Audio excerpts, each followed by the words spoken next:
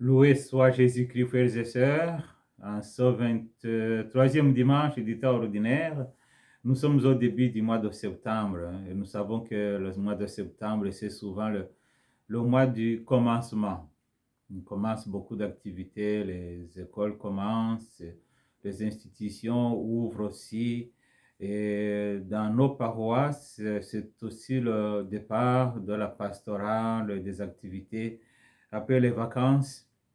On est comme invité à se dire maintenant j'ai un nouveau départ, il faut que je recommence non seulement ma vie personnelle, mais aussi la vie de toute la communauté chrétienne et même humaine. Alors, les lectures de ce dimanche sont une invitation justement à son nouveau départ. Et c'est intéressant parce que le Seigneur nous demande si nous sommes vraiment ses disciples. Commençons d'abord par définir le concept. Le disciple, c'est celui qui suit l'enseignement du maître. Et souvent, le maître n'enseigne pas vraiment en parole. Le maître enseigne par sa vie. Sa vie devient un modèle comme un exemple à suivre. Parmi les disciples, il y a justement, Jésus a choisi les apôtres. Bon, ça, ce sont ceux qu'il a envoyés en mission de façon spéciale. Mais il y avait aussi une grande foule qui suivait Jésus. Et c'est l'évangile de ce dimanche, justement, dans l'évangile de Luc, chapitre 14, 25 à 33. Ça commence justement par qu'il y avait une grande foule qui faisait route avec Jésus. Mais la grande foule ne veut pas dire seulement disciples, c'est une grande foule qui suit Jésus. Alors Jésus se tourne, alors il leur fait comprendre qu'il faut choisir, parce que la foi chrétienne, c'est une religion du choix. Tu choisis de suivre le Christ, tu choisis de suivre son enseignement, alors tu deviens son disciple. Et ce choix est motivé par la liberté. Et sur ce point, vraiment, Jésus est unique parmi les maîtres antiques.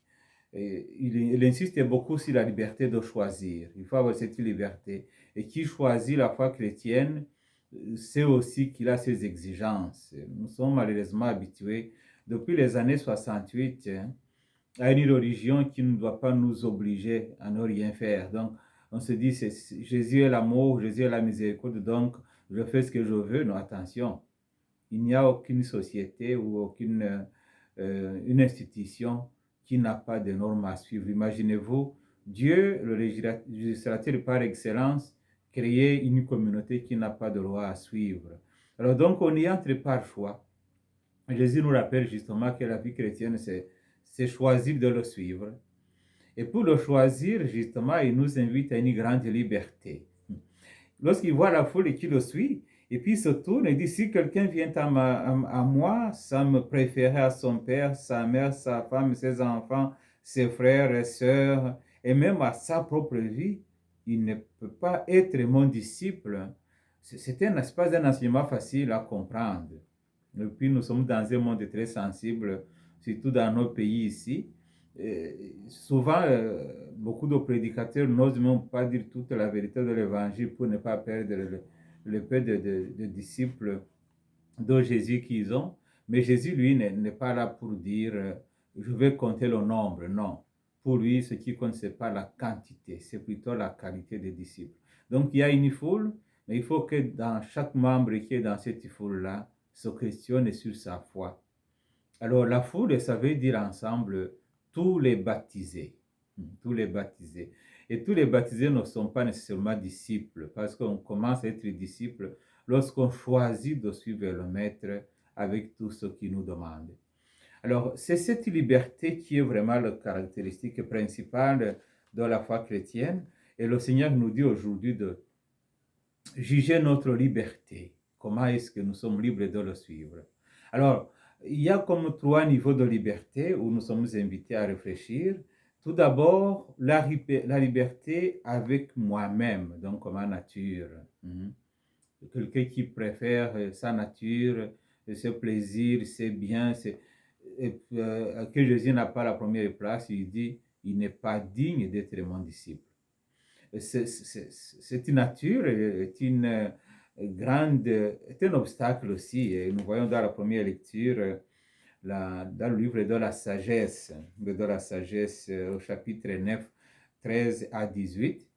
Vous savez que ce livre de la sagesse, c'est un livre qui a été composé de toutes les pièces en grec, un des livres, parce qu'ils ont été composés à Alexandrie, qui était à ce moment-là la capitale de l'intelligence, la capitale de la médecine, la capitale de la philosophie, la capitale de toutes connaissances.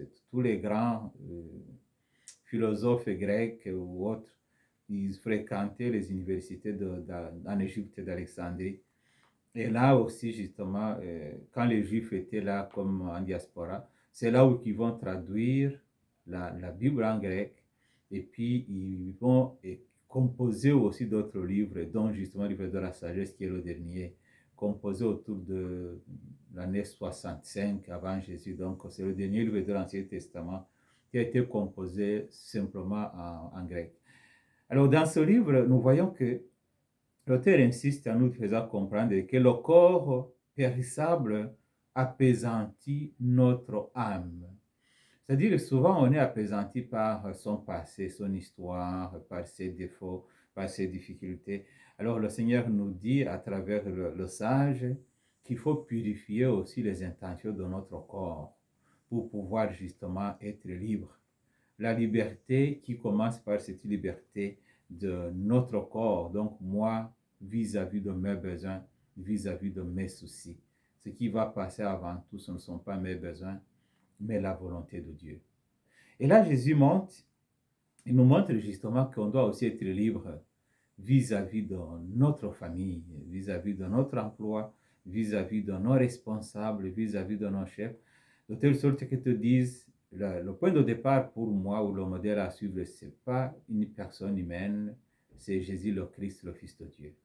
Et ça, c'est si important que Jésus nous dit qu'il faut le préférer. En fait, le verbe qu'il utilise vraiment, c'est si quelqu'un vient à moi sans haïr son père, sa mère et tout le reste, parce que dans la langue hébraïque, il n'y a pas de concept pour dire aimer plus, aimer moins, il y a seulement aimer et haïr.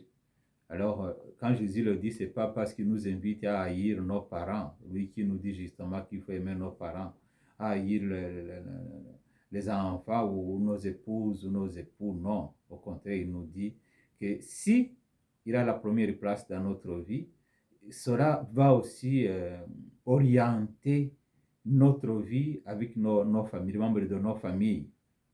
Vous savez que parfois les membres de nos familles peuvent détruire parfois nos familles aussi. Quelquefois, il y a des hommes et des femmes mariés, et lorsqu'il y a beaucoup d'interférences de la part de la famille du garçon, de la fille, ça peut arriver aussi à ne pas faire avancer la famille. À un certain moment, il faut se dire, écoute, j'ai choisi, je suis marié, j'ai mon épouse ou j'ai mon époux, c'est lui qui va passer avant le membre de ma famille. Mais si tu es lié tellement à ta famille, alors tu comprends que lorsque le Seigneur nous dit c'est vrai, alors tu vas faire passer les intérêts de ta famille biologique avant, de telle sorte que ça va t'empêcher de découvrir justement la puissance de ce Dieu qui vient pour nous délivrer de tout cela. Le Seigneur insiste aussi, il nous fait comprendre que pour le suivre, il faut porter sa croix.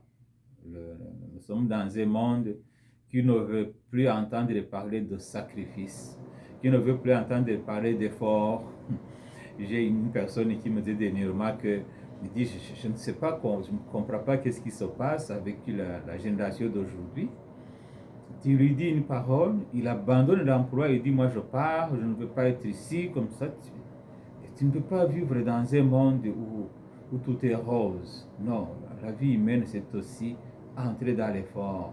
Mais porter la croix, dans le sens vraiment où Jésus nous le présente, il veut nous dire que c'est porter l'amour. On pourrait dire, si quelqu'un ne m'aime pas de l'amour qu'il est capable de me donner, il n'est pas digne d'être mon disciple. Et l'amour porte toujours des sacrifices. Jésus, l'amour l'a conduit jusqu'à la croix.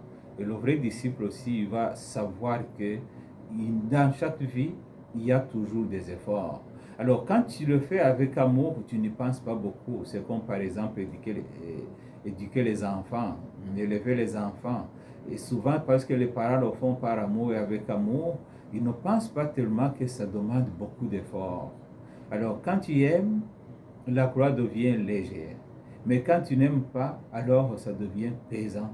Alors, la vie de tout le jour devient comme une sorte de fatalité, alors que nous, chrétiens, notre vie doit être aussi un motif de joie. Nous devons transmettre cette joie que le Seigneur, justement, nous donne. Mais Jésus nous dit aussi que pour le suivre, il faut discerner. Il faut discerner. Donc là où il parlait justement de bâtir un tour ou d'aller à la guerre, tout ça, il dit qu'il faut discerner, voir est-ce que c'est vraiment mon appel, est-ce que c'est vraiment ma vocation. Avec le mois de septembre, généralement, on commence aussi les ministères dans des paroisses. Donc l'engagement, les engagements, tu te dis, quel est mon charisme, quel est mon talent, qu'est-ce que le Seigneur m'a donné que je peux donner aussi aux autres. Mais avec le mois de septembre aussi, beaucoup de congrégations, beaucoup de familles accueillent de nouveaux membres. Alors là, c'est une façon de se dire, est-ce que c'est vraiment ma vocation, c'est vraiment mon appel? Donc là, on discerne vraiment. Et pour discerner, il faut se mettre à la lumière du Saint-Esprit.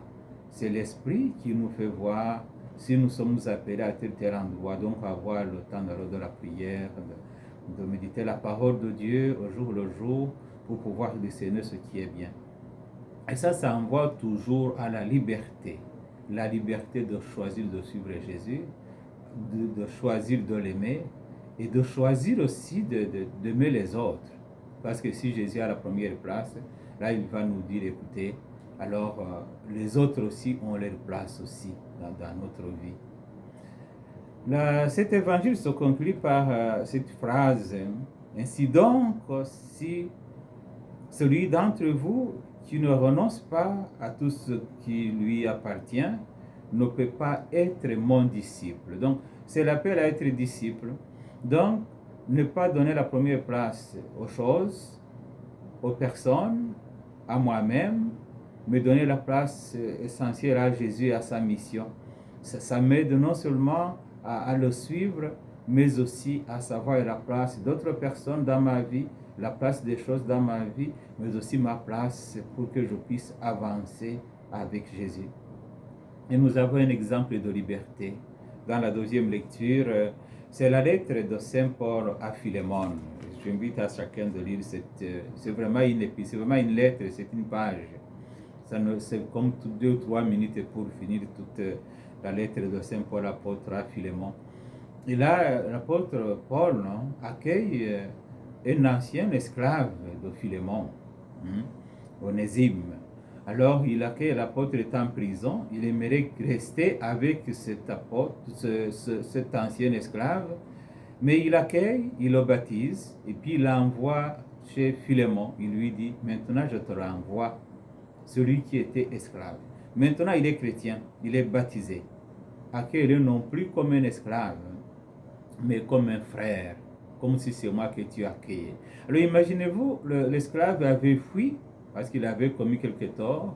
L'apôtre Paul l'envoie pour demander pardon à son maître, mais il dit au maître aussi, attention, toi qui es baptisé, disciple de Jésus, tu n'as pas droit à avoir des esclaves chez toi. Alors c'est un appel intéressant, parce que souvent nous ne sommes pas des exigences de la foi chrétienne. L'histoire récente de l'Église nous fait justement voir qu'on n'a pas été toujours de vrais disciples de Jésus. Ce qui s'est passé avec la traite négrière. Donc, ils vont amener les Noirs en Afrique, ils les font baptiser, mais restent quand même toujours des esclaves, avec tout ce que cela comporte, et puis même ils sont vendus comme des bêtes. Ici au Canada, le problème des Premières Nations. Alors, c'était des chrétiens qui venaient, et qui arrivaient dans ce pays avec les Premières Nations. La plupart, ils les font baptiser, mais ils les maltraitent malgré tout. Dernièrement, justement, avec la visite du pape François, il a fait voir que ça a été des crimes terribles. Lui, il utilise le terme même de génocide. Donc, et c'était des chrétiens. Les 2 grandes guerres du monde, ça a été fait par des chrétiens. Et les morts et les combattants, tout ça. Donc, c'est pour dire que être disciple de Jésus, ce n'est pas si facile parce que nous sommes souvent esclaves de quelque chose à nous, ce qui nous empêche d'être disciples. Alors, au début de ce mois de septembre, le mois justement de l'engagement, nous allons demander à l'Esprit Saint de nous libérer de tout ce qui nous tient captifs pour pouvoir vraiment nous lancer dans la mission du Christ. Et que le Christ vous bénisse au nom du Père et du Fils et du Saint-Esprit. Amen. Bon dimanche à tout le monde.